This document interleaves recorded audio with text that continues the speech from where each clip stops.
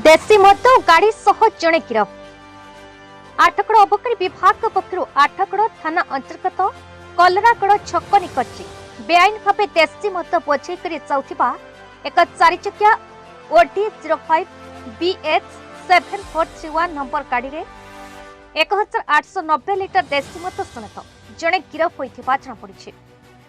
आठगड़ अंचल देशी मदर कोटीर शिल्प पलटिबा बेले एहिठारु हजार हजार लिटर देशी मद राज्यर विभिन्न जिला को चोराचालान होता है।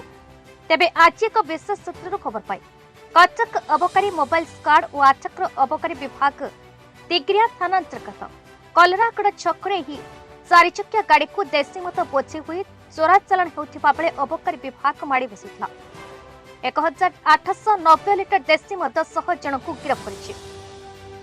गिरफ अभियुक्त जनक हेले संदीप कुमार। तांको घर कलरागड़ ग्राम में होइथिबा बेले जबत देशी मदर आनुमानिक मूल्य 9 लाख टंकार ऊर्ध्व होइथिबा बेले कलरागड़रू एही मद चंदका अंचल को जाउथिबा सूचना दैछंती आठगड़ भारप्राप्त अबकारी superintendent Abhiram Sahu. Abhiram Sahu in charge deputy superintendent of excise Athgarh.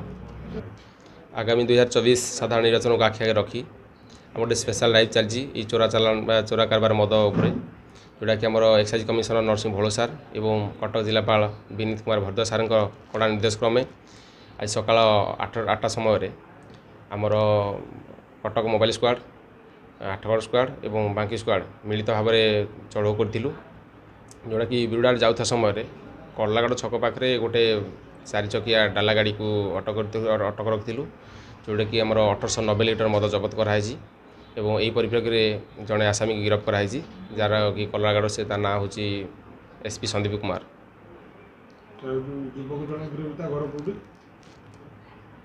तार घर हूँ कलरागड़।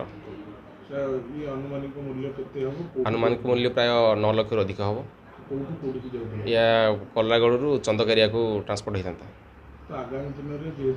आपको तो जोरसोर आमर पेट्रोलिंग ड्यूटी बढ़ाव एवं यार केमी या बंद कर भी आम सार दृढ़ निर्देश अच्छी। कटकरू विचित्र मदलिंग रिपोर्ट BE न्यूज ओडिशा।